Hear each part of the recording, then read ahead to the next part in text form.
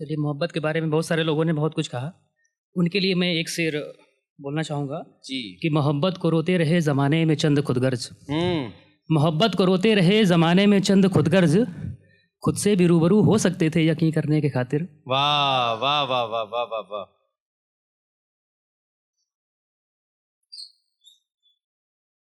सुनिएगा जरा इसे जी। कि सच की सजा ना मिले तो झूठ कौन बोलेगा। आहा।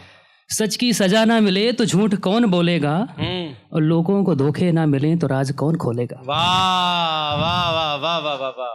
सच की सजा ना मिले तो झूठ कौन बोलेगा, लोगों को धोखे ना मिले तो राज कौन खोलेगा।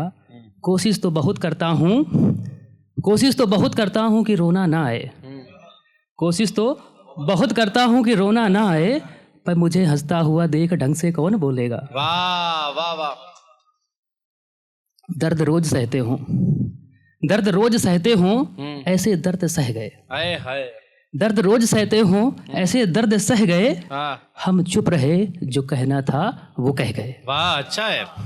दर्द रोज सहते हूँ, ऐसे दर्द सह गए। हाँ। हम चुप रहे, जो कहना था वो कह गए। हाँ। दिल टूटने से ज्यादा, दिल टूटने से ज्यादा अफसोस एक और है, कुछ चांद तारे तोड़े थे रखे रह गए।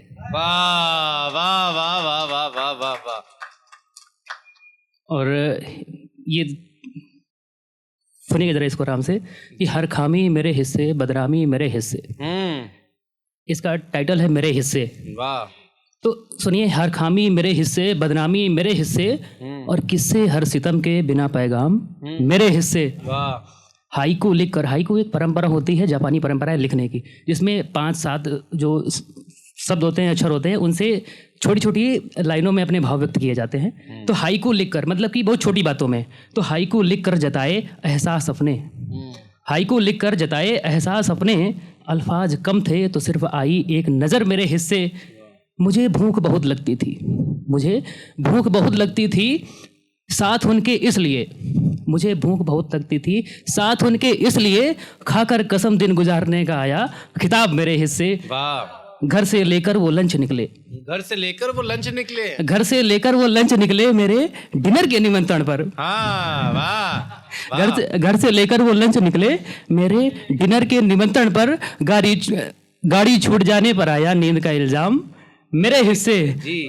भीगे बरसात में वो, भीगे बरसात में वो साथ मुझे लेकर, भीगे बरसात में वो साथ मुझे लेकर, हुई बरसात उनकी और आया अस्पताल का बिल मेरे हिस्से।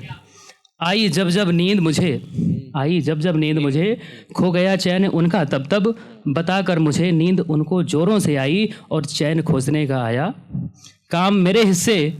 बस इसी कदर खाकर कसम दिन गुजारने का आया खिताब मेरे हिस्से। अब एक है वर्तमान के ऊपर है, थोड़ा सा आजकल क्या है और मैं क्या लिख रहा हूँ इसके ऊपर है थोड़ा। ये है कलम बनाम मन। आप ज़रा इसको सुनिएगा। और मैं इससे पहले एक कहानी है उसके ऊपर मैं कुछ बोलना चाहूँगा।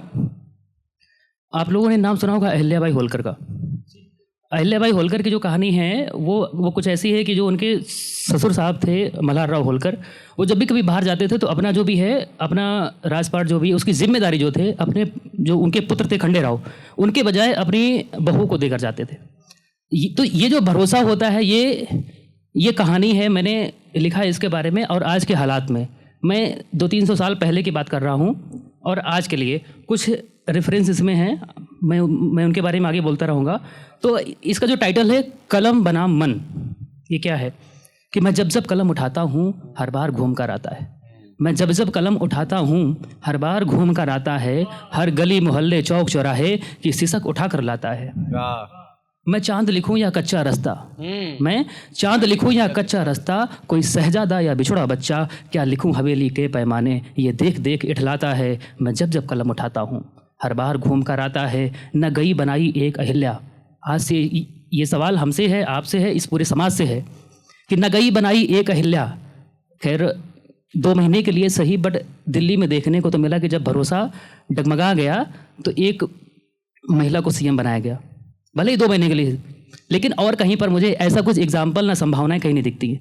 तो इस पर मैं अपने आप से सवाल करता हूँ, अपने समाज से मैं सवाल करता हूँ कि न गई बनाई एक अहिल्या, महिलाओं तो खूब बनाया है, एक महलों की रानी ऐसे नहीं बनी। न गई बनाई एक अहिल्या, महला तो खूब बनाया है, न गया सजाया एक महीधर। महीधर मैंने पहाड़ पर्वत, तो न गया सजाया एक महीधर, सहरा तो खूब बसाया है। सच का सा जब लिखती स्याही, सच का सा जब लिखती स्याही, लहू आंखों में उतर तब आता है, मैं जब जब कलम उठाता हूँ हर बार घूम कर आता है। आंखों की मस्ती खूब लिखी, जुल्फों के रंग हजार लिखे, अब लिखो समय की चिंताएं, जब बर्फ भी चिंगारी फैलाएं। आपने लॉस एंजलिस की आग देखी कि आंखों की मस्ती खूब लिखी, जुल्फों के रंग हजार लिखे, अब लिखो समय की चिंताएं, जब बर्फ भी चिंगारी फैलाएं। ये मैं बात कर रहा हूँ पर्यावरण की, परिवर्तन कैसे हो रहा है और उसके संबंध में हम लोग क्या कर रहे हैं और कहाँ तक क्या।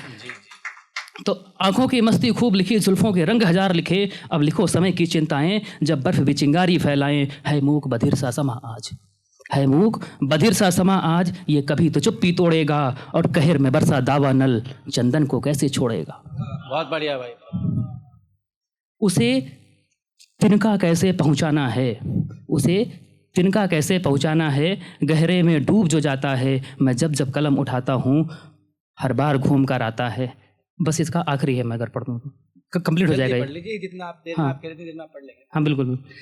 लिखूं एसी कमरा साहब का या हलधर की भरी दोपहरी की, हलधर मीन्स होता है किसान, तो लिखूं एसी कमरा साहब का या हलधर की भरी दोपहरी की, वासी की आस में भर दूं पन्ने, या बात लिखूं वनवासी की, है रत पट पीछे मान सरोवर, है रत पट पीछे मान सरोवर, ये भूरी भूरी बदलाता है, कोई चातक उसमें डूब रहा।